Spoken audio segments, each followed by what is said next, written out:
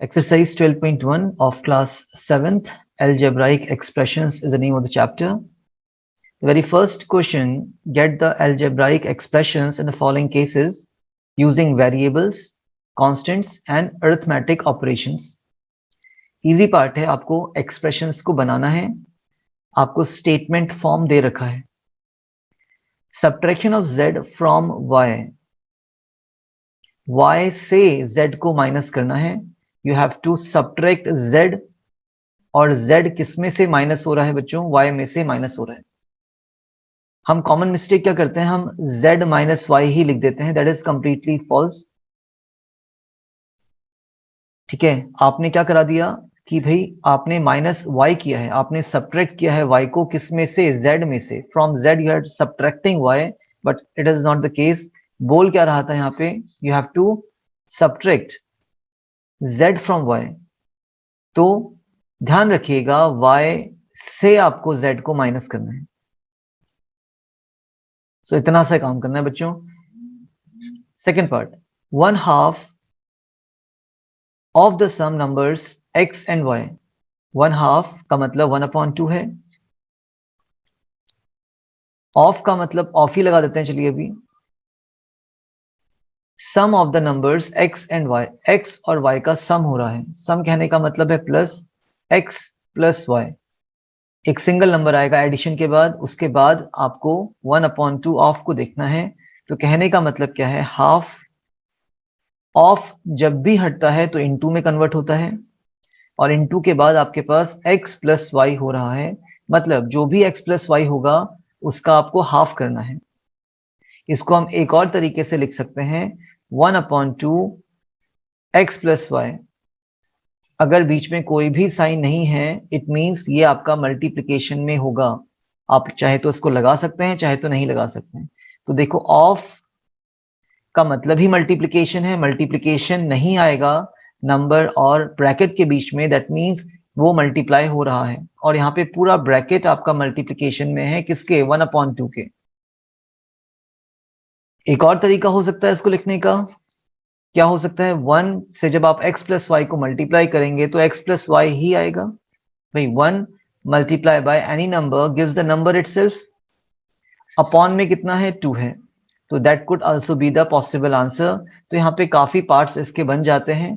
सबको समझिए, डिटेलिंग करिए कि किस तरीके से आप इनको लिख सकते हैं. Note it down. Third part, the numbers z multiply by itself. एक z है जो अपने से ही मल्टीप्लाई हो रहा है. z मल्टीप्लाई बाय इटसेल्फ, तो कहने का मतलब है z into Z is z square. तो आप लोग z कभी कभी ऐसा बना देते हैं, कभी कभी ऐसा बना देते हैं. तो ये आपका 2 के साथ ही रिजेंबल करता है. चेक करने में प्रॉब्लम होती है बच्चों कि कौन सा 2 है, कौन सा z है. या तो आप अपना z ऐसे बनाइए कर्सिव लेटर में, या तो z बनाइए और इसको बीच से कट करिए. आप इन दोनों में से किसी को भी बना सकते हैं. It is up to you, but don't make z like this. इसी तरीके से आपका जो t होता है वो ऐसा नहीं होता है बिल्कुल भी. t या तो ऐसा बनाइए आप, या तो t को थोड़ा सा कर्व दिखाइए. Don't make t like this, it is the positive sign. Similarly हम क्या करते हैं, कभी कभी s को ऐसा दिखा देते हैं, something like this. We don't know what is s, what is 5 sometimes. So if you are making a cursive s, algebraic expressions की बात हो रही है, तो cursive letters का यूज करिए. Don't make x like this. x को अपना cursive x बनाइए. बहुत इजी है प्रैक्टिस करना. तो जस्ट थिंक अबाउट इट कि किस तरीके से आपको वर्क करना है और किस तरीके से वर्क नहीं करना है. तो the number z multiply by itself, तो z इंटू z था. एक z है, अपने से ही मल्टीप्लाई हो रहा है, तो आपका z स्क्वायर हो जाएगा. Note it down. 1/4 of the product of numbers p and q. What is saying? 1/4. 1/4 is 1/4 of the product of numbers p and q. अब p into q हो रहा है. अब यहाँ पे it is not that important to place the bracket. क्यों नहीं है? देखते हैं, समझते हैं. 1/4 ऑफ का मतलब मल्टीप्लाई होता है, और मल्टीप्लाई किसका? P इंटू क्यू का। तो 1/4 पी क्यू आप लिख सकते हैं। क्यों? क्योंकि अगर कुछ भी साइन नहीं है तो इसका मतलब है 1 इंटू पी इंटू क्यू हो रहा होगा।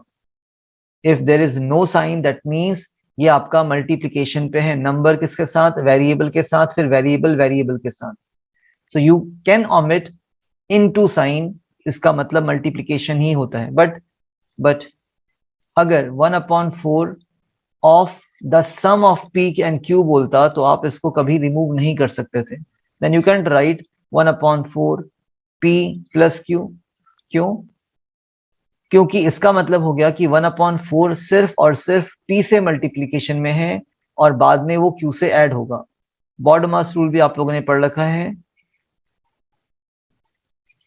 पहले मल्टीप्लीकेशन सॉल्व होता है, फिर एडिशन होता है। तो कहने का मतलब है सिर्फ 1/4 इंटू पी हो रहा है, 1/4 क्यू से मल्टीप्लाई नहीं हो रहा है यहाँ पे। बट यहाँ पे इसका मतलब था कि जो 1/4 है वो पूरा p प्लस क्यू से मल्टीप्लाई हो रहा है।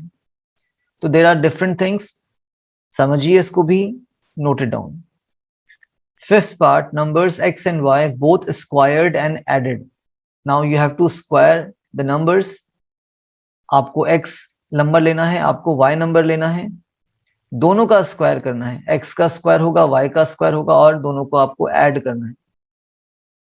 Numbers x and y both squared, पहले स्क्वायर हो रहे हैं फिर ऐड हो रहे हैं। ऐसा नहीं हो सकता कि x और y पहले ऐड हो रहे हैं फिर स्क्वायर हो रहे हैं। That is wrong, that will be wrong. इसका मतलब हो गया कि numbers x and y both added and then squared. Okay, तो देखिएगा, समझ के करिएगा इसको। Six part, number 5 added to 3 times the product of numbers m and n। मतलब 5 आप ऐड कर रहे हैं, और किस पे कर रहे हैं? 3 टाइम्स। 3 टाइम्स का मतलब होता है 3 मल्टीप्लाई, टाइम्स का मतलब मल्टीप्लीकेशन होता है।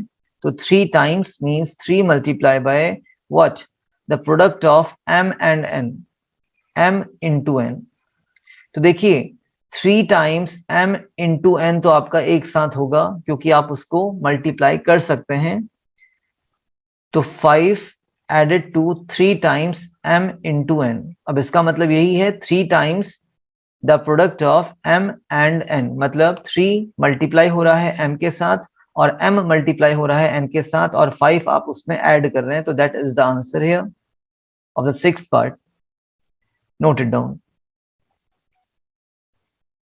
Seventh part, the product of numbers y and z subtracted from 10। देखिए from आ चुका, आप 10 में से कुछ माइनस कर रहे हैं। तो first of all you need to write 10। ये हम अपना सेवेंथ पार्ट यहाँ पे कर रहे हैं। यू नीड टू राइट 10, और उसमें से आप सब्ट्रैक्ट करा रहे हैं। From 10 you are subtracting the product of numbers y and z। तो y into z, that is the product of numbers y and z, and that is being subtracted from 10। so आपका answer होगा 10 minus y into z is yz। that is the answer here। दो step में लिखो, समझ के लिखो अपना, कोई प्रॉब्लम नहीं है। That is the final answer. इसको भी लिखेंगे तब भी ठीक है, बट y इंटू z हम नहीं लगाएंगे, डायरेक्टली y z लिख लेंगे। ठीक हो गया? हम यहाँ पे 3 इंटू m नहीं करेंगे, इसको हम डायरेक्टली 3mn लिखेंगे। And last the part, the eighth part is sum of numbers a and b subtracted from their product। देखिए subtracted है, from आ रहा है, तो पहले प्रोडक्ट आएगा। प्रोडक्ट मीन्स मल्टीप्लीकेशन, और किसका मल्टीप्लीकेशन? तो a और b का। तो a into b, that is the product of A B. And subtract किसको कर रहे हैं आप उसमें से? Sum of A and B. Sum का मतलब हो गया a plus B. See, that is the product of AB, that is the sum of AB, and the sum of numbers AB subtracted from their product। Product में से आपको सम को अलग करना था। अब यहाँ पे ब्रैकेट्स का मतलब समझिए, a इंटू बी तो आपका होगा ही होगा, आप ब्रैकेट लगाओ चाहे मत लगाओ, इट इज नॉट इंपॉर्टेंट। ये आपका एक टर्म हो गया माइनस। बट यहाँ पर आप इसको ब्रैकेट से नहीं हटा सकते हैं, आपको इसको लगाना ही पड़ेगा। क्यों? क्योंकि जो भी सम हुआ होगा a प्लस बी का, वो पूरा का पूरा माइनस हुआ होगा। या फिर और आप इसको ऐसे भी लिख सकते हैं, ए बी माइनस ए, और देखिए माइनस साइन चेंज करता है। ब्रैकेट के बाहर अगर माइनस साइन है that will change the sign of the inside terms. ए आपका पॉजिटिव था तो उसको इसने माइनस ए कर दिया, और प्लस बी है तो उसको ये क्या करेगा, माइनस बी कर देगा। तो आप चाहे तो इसको ऐसे लिख सकते हैं, but it is a bit कुछ और ही स्टेटमेंट बनेगा इसका। तो बेटर हम इसको किस तरीके से लिखें, इस तरीके से लिखें। बाकी तीनों ही चीजें सेम है, first line, second line, third line, all are the same thing. But थोड़ा समझिएगा इसको कि आपको क्या माइनस करना है, what you have to subtract. You have to subtract the sum of A and B from their product, तो उसके प्रोडक्ट में से, और ए बी आपका प्रोडक्ट था यहाँ पे, नोट इट डाउन। यहाँ पे मैं आप लोगों को कुछ सेल्फ असेसमेंट के क्वेश्चंस भी देने वाला हूं, ट्राई करेंगे इसको आप लोग।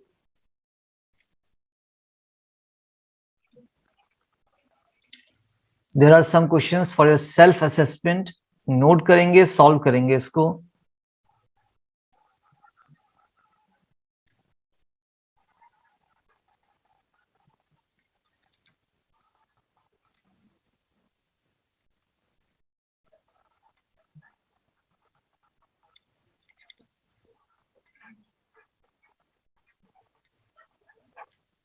Subtraction of 3 times A from B.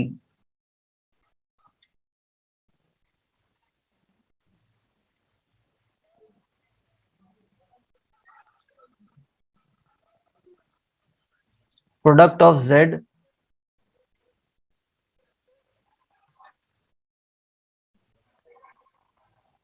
and XY.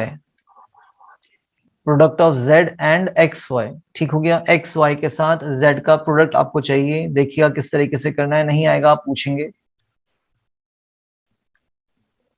C part,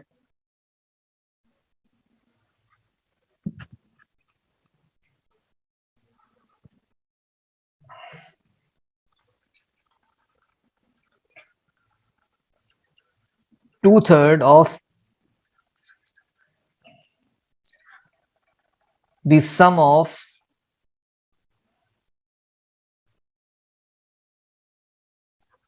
Z and T, two third of the sum of Z and T.